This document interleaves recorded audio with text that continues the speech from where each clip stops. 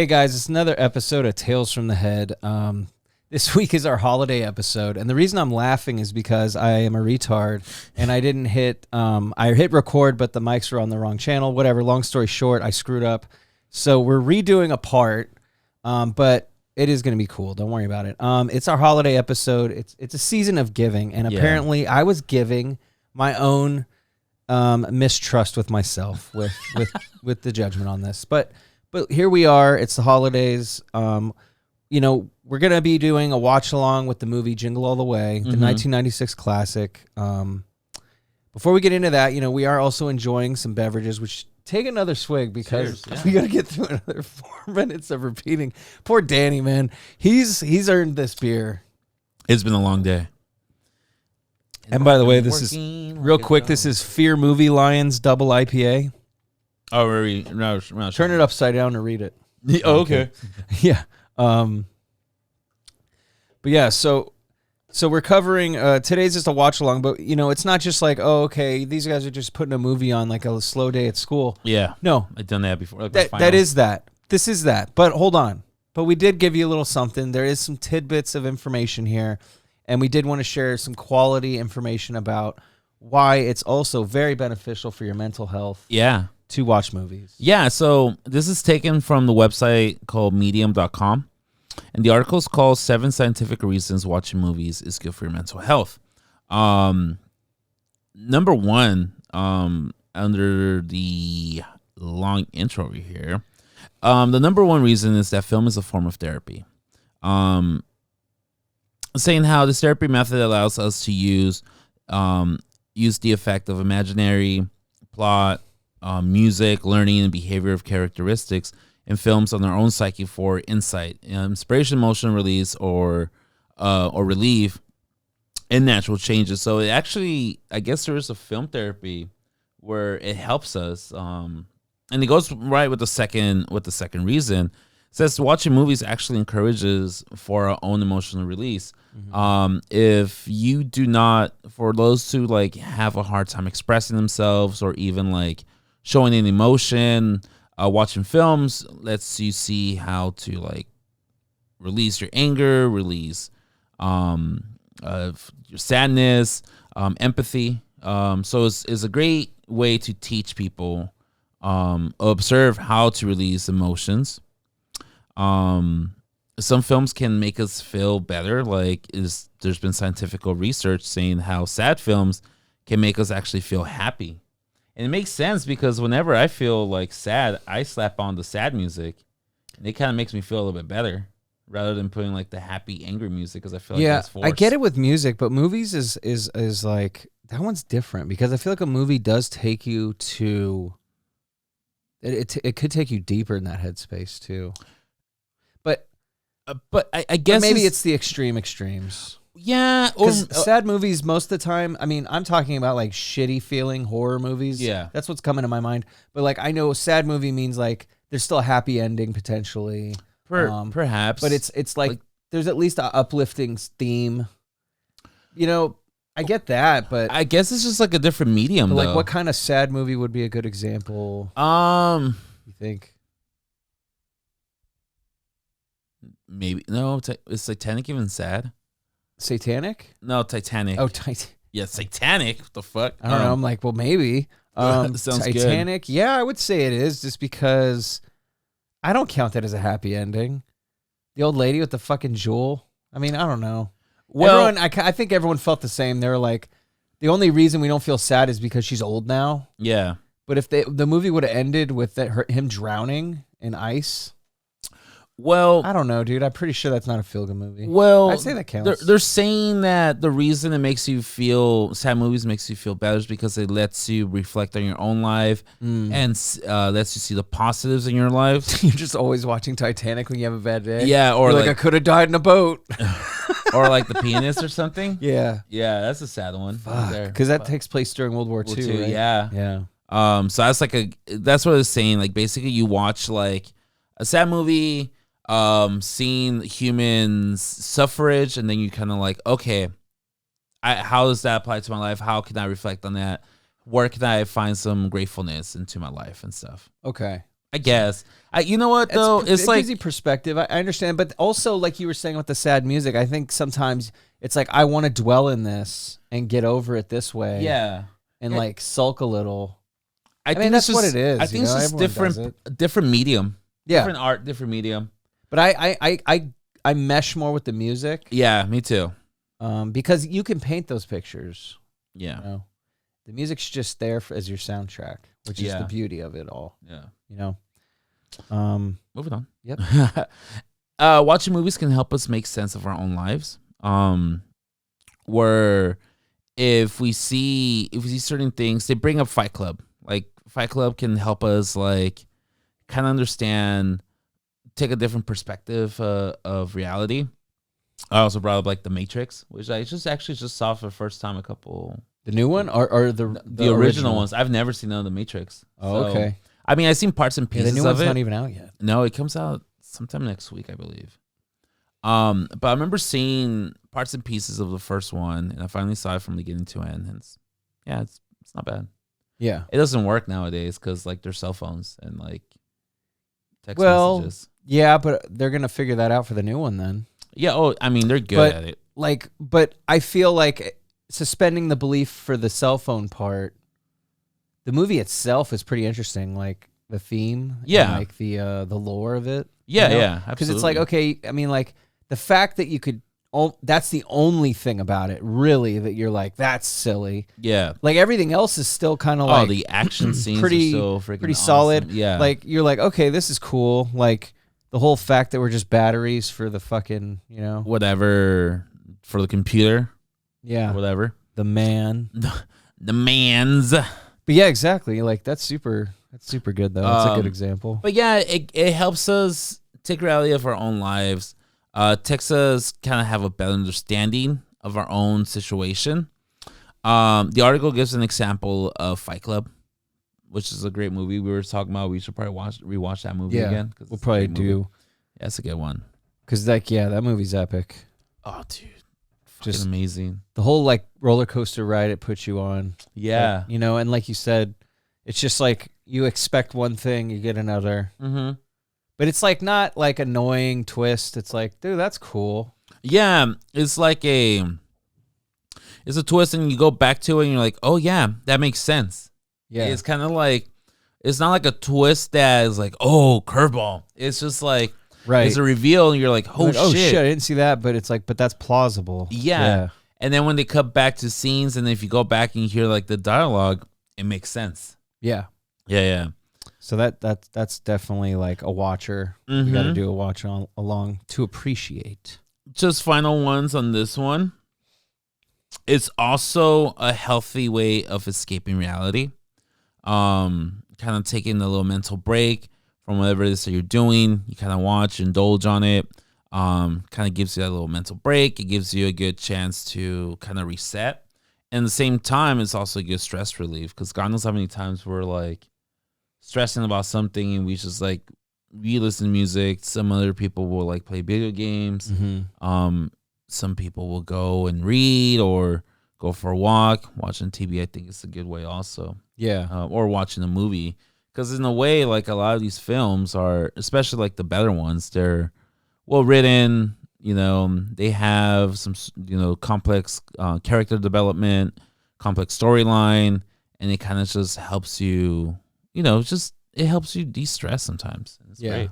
I mean, and that's what you want. Entertainment's supposed to be something that helps you detach from your struggles, your woes, Yeah, I think the only movie that will probably doesn't count as far as giving you or de-stressing is probably like the Final Destination movies. That shit will probably give you more stress and more anxiety than because even if you hate the people, fate is kind of scary. Yeah. Yeah. But I will say, I do enjoy the silly deaths on the Final Destination movies. Mm-hmm. They're entertaining. They're definitely entertaining, but it at the same time gives me anxiety because it's just because they dwell on that. They dwell on that suspense. But here's the thing. It's like, just don't fight it. Just go with it. Just let it happen. Because you're going to suffer less. And you know what? If you're not into that, the people that were cheating death the most got the worst death. Yeah. So it's just like, yeah, dude, just Just let it happen. But all right. Let it happen. I guess this is the cheese grater. It's funny.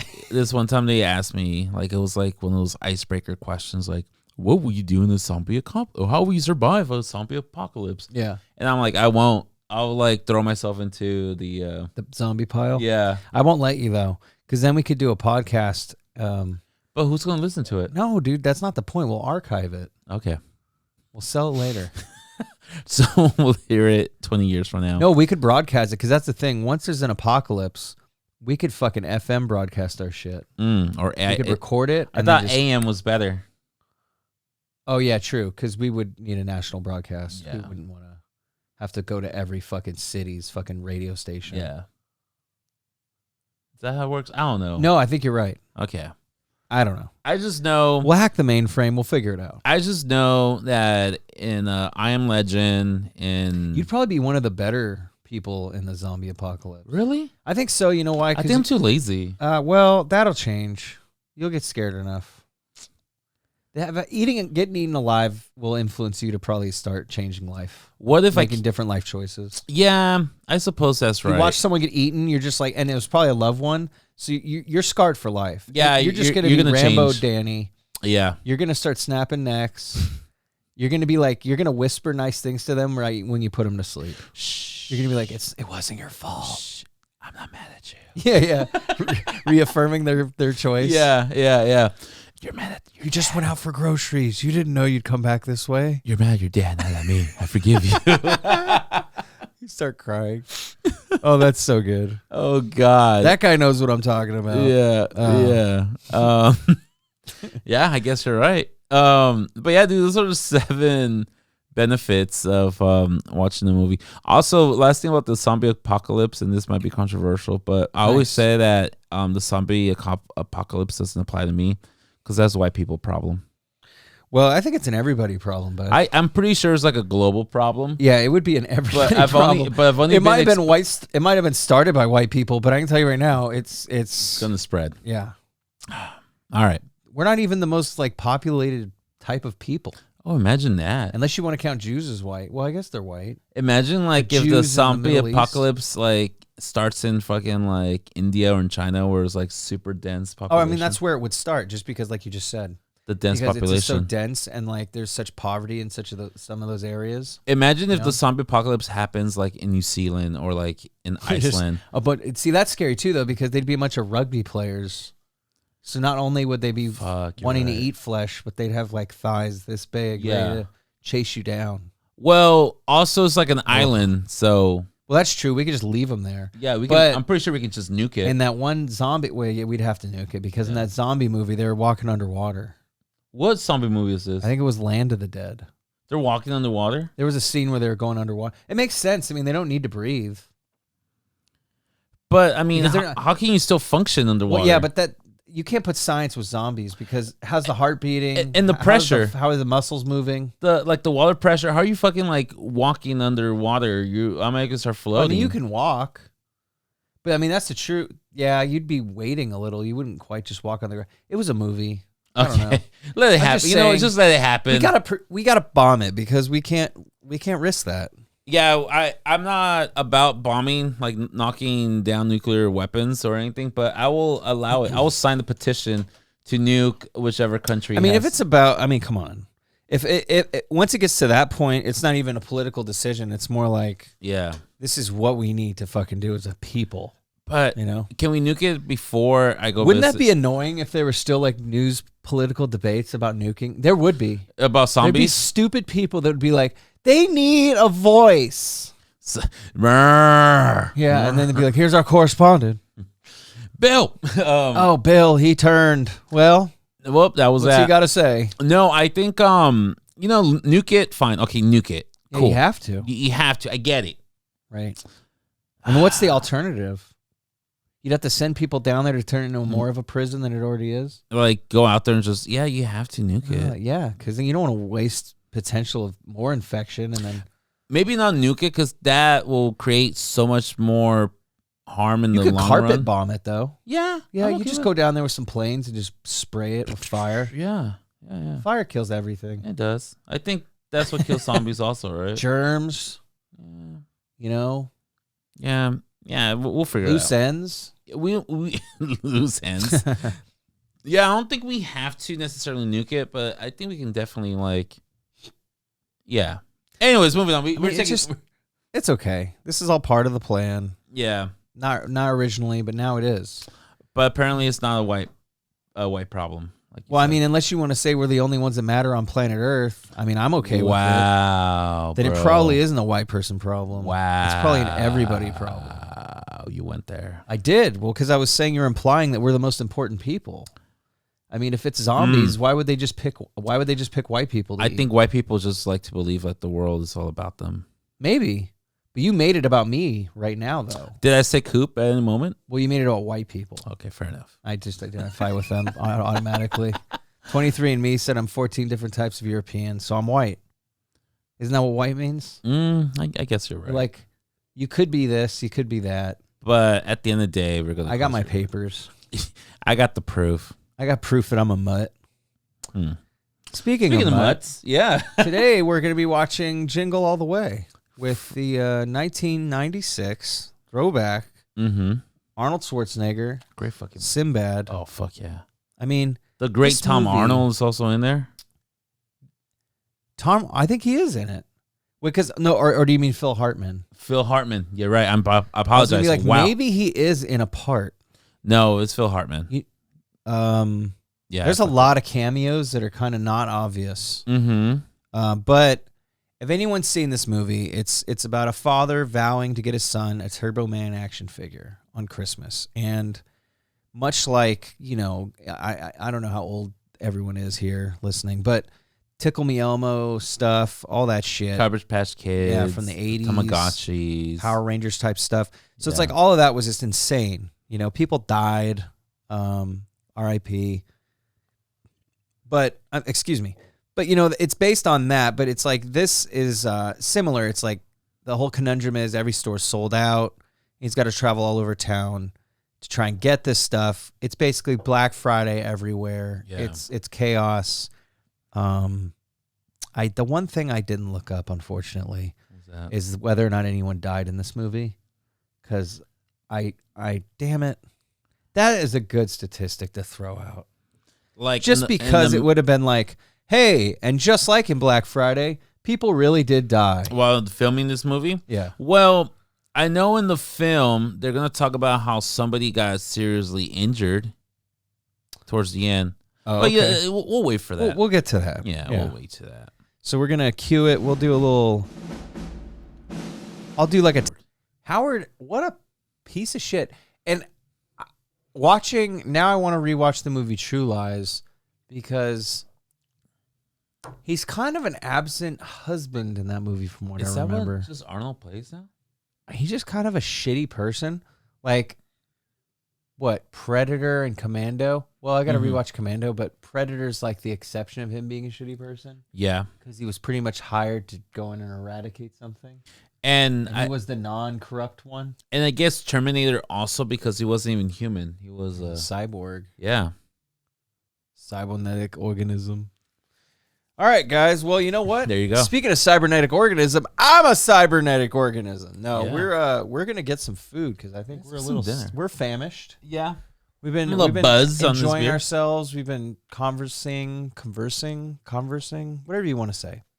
We've been doing it, and we did it in a Yuletide way with some beautiful spirits, with the holiday spirit, with some beers, with some friends, and I just want to reach out and let everyone know Merry Christmas, and also just reach out, be kind to everybody.